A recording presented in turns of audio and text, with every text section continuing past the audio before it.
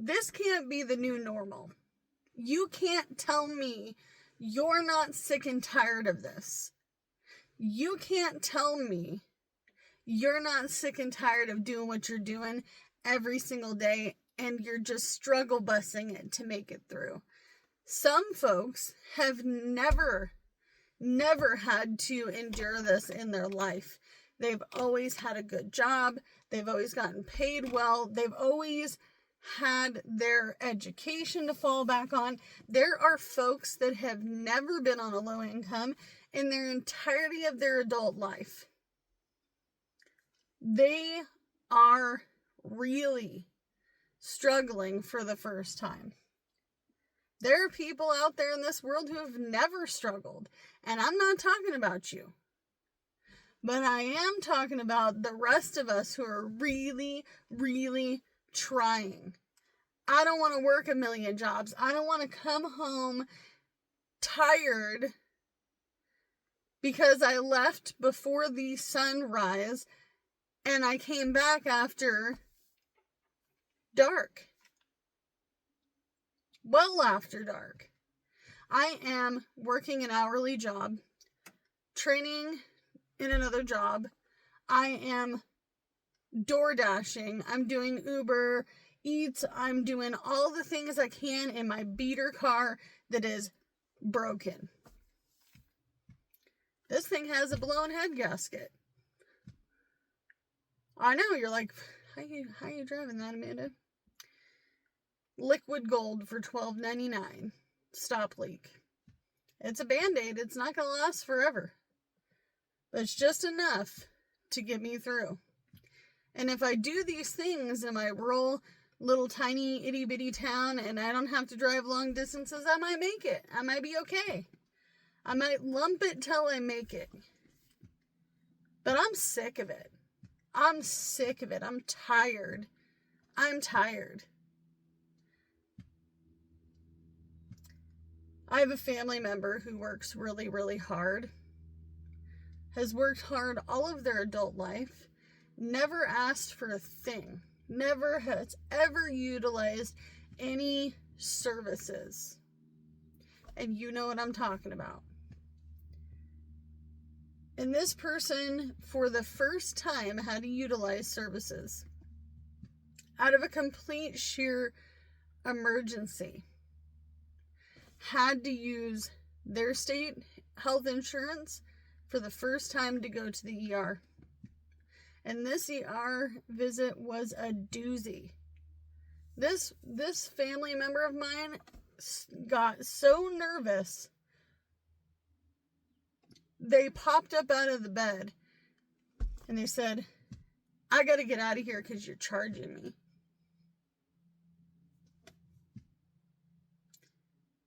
Overworked, not sleeping, not eating, over a certain age. Lucky that they were with me and not somewhere else, not by themselves.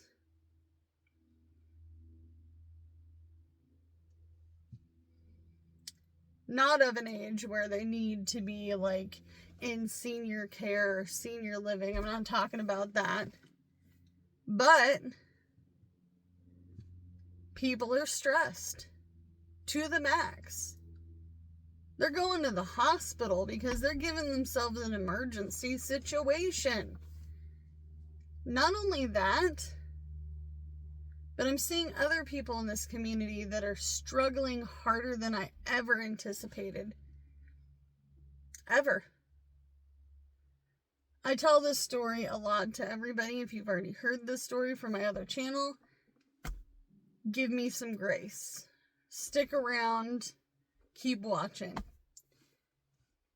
A few months ago, I went to, it feels like forever now, but a few months ago, I had to utilize a food pantry.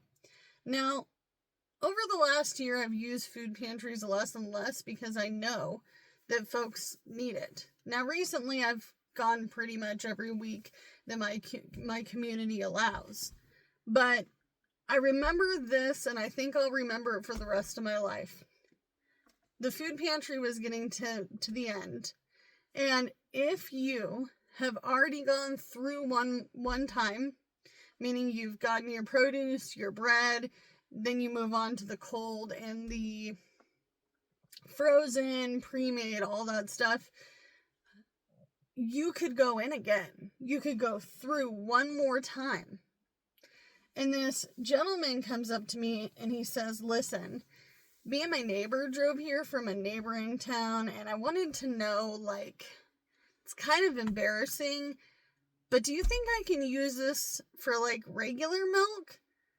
And he held up a can of baby formula. It's like, it's kind of expired. I think that's why it's here. And I haven't seen anybody with kids, and there's only one, so I thought maybe I'd ask and take my chances. You seem like a mom. I seem like a mom? I am a mom, honey. I'm a mom of 2 growing boys. And sure, they're not little anymore. They're 14 and 10, but nonetheless, you picked the right person. I'm like, you're going to use the baby formula to do what with it? I said, what are you trying to do with it? Bake? Are you trying to use it for cereal, coffee? He's like, all of it. He's like, I am so broke right now. And he flips over the box of macaroni and cheese. He's like, I can't even afford butter and milk. I was pretty darn heartbroken. I run back to the car where my husband's patiently waiting. And he says, well, Amanda, what about that white church? We always go to the white church after this one. And they've got butter and milk. I mean, tears just rolling down my face. I couldn't help it. I don't even know if the guy noticed I was crying. I don't even know if he noticed. I run back. I'm wiping my eyes. I'm trying to look as normal as I possibly can. Like, none of this affected me. And then he says, I think I'm going to grab it just in case. And if I have to, I'll use it for creamer or, powdered milk or something. I said, no, listen, why don't you and your neighbor follow me to this white church where there's another food pantry? And he's like, there's another one of these? Out of sheer shock. He's like, man, this was never a thing when I was a kid. We never did any of this when I was a kid. He's like, I didn't even think I ever went to any of these as an adult. And I started asking him about food stamps, other food pantries. He drove over an hour and a half to get this food.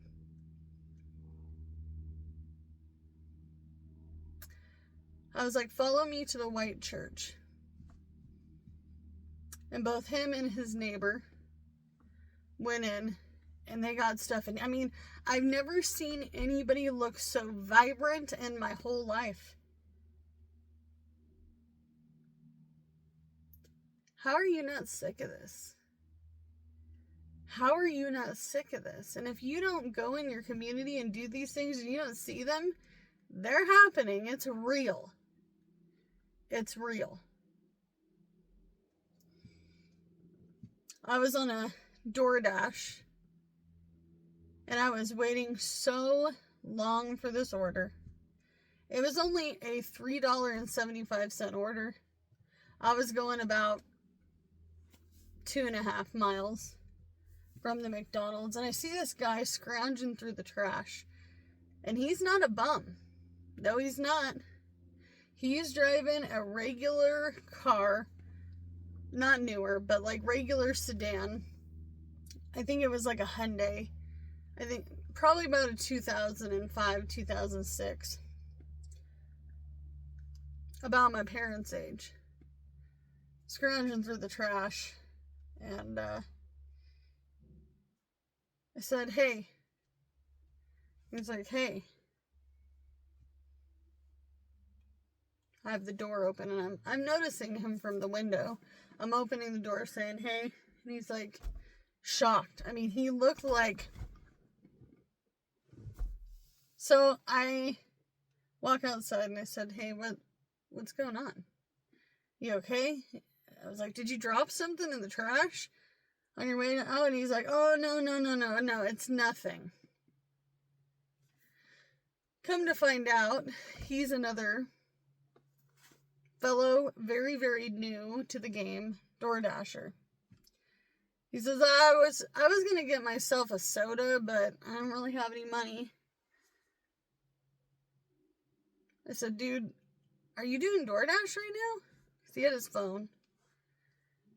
He's like, yeah, I mean, I'm for sure doing DoorDash.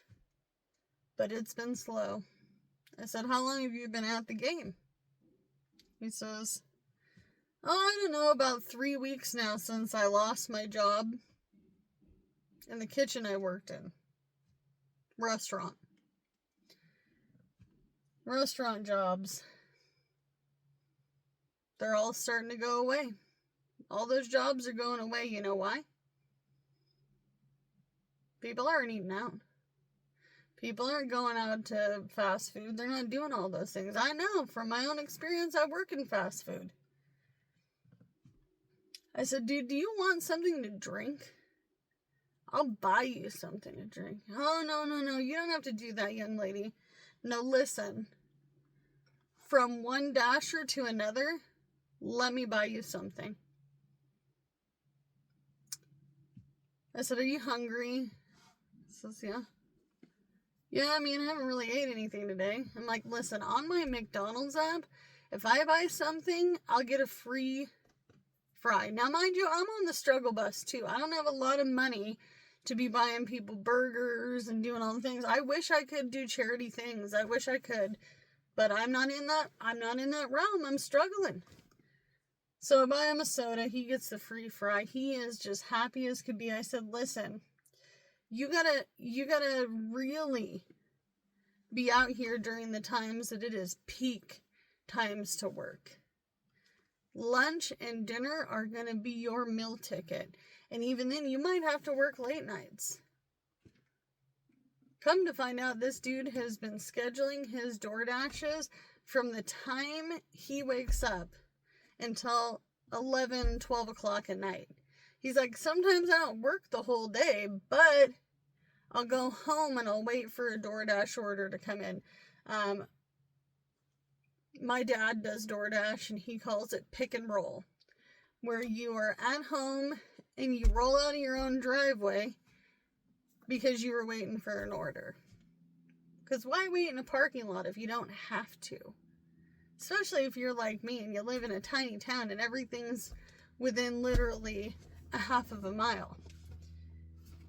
But I could not believe over the last few months, this whole year, really, all of 2025, and even then the end of 2024, all these life events and people showing me how hard it is. How are you not sick of that, folks?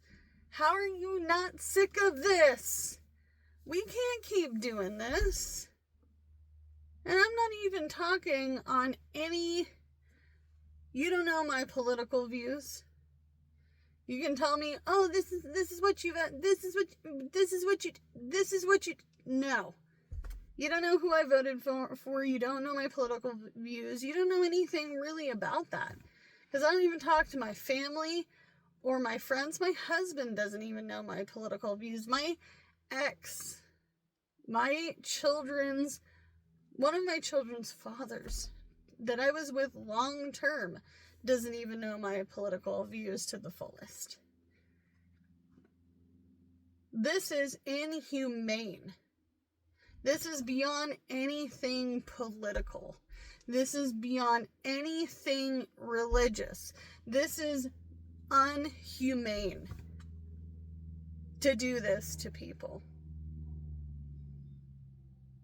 This man lost his job and he's out busting a move. And he can't even afford something to drink. Guy at the food pantry, He can't even afford milk to make the mac and cheese that was gifted to him by the community. Because people aren't thinking. They're not thinking. We're not thinking about each other as a community. We haven't been thinking of each other as a community. I mean, you got to be sick of putting your bills on a credit card. You got to be sick of not being able to save money. You got to be sick of not being able to have things. The holidays are around the corner. So many people are going to go without a holiday event because of this. This is a mess. This is inhumane. It's not just in my state. I know it's in yours too. I have another channel where I talk about my real life on a low income, and I show my real life, right? And some of you guys came from that channel. But I show some of the ugliest crap about being on a low income. And it sucks. But none of us can have better if we keep doing this to each other. Because this is inhumane. There's no other word for it. I don't know how to fix it.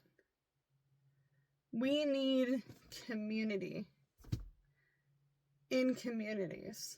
If you see somebody struggling and you have the means or a moment, there are so many people who walk around lonely, hungry. They don't have anything. People who are like, man, no one said hi to me today.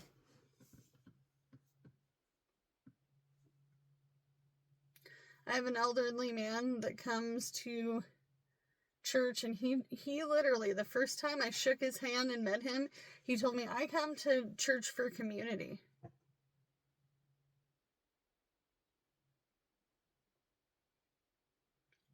I may not always believe.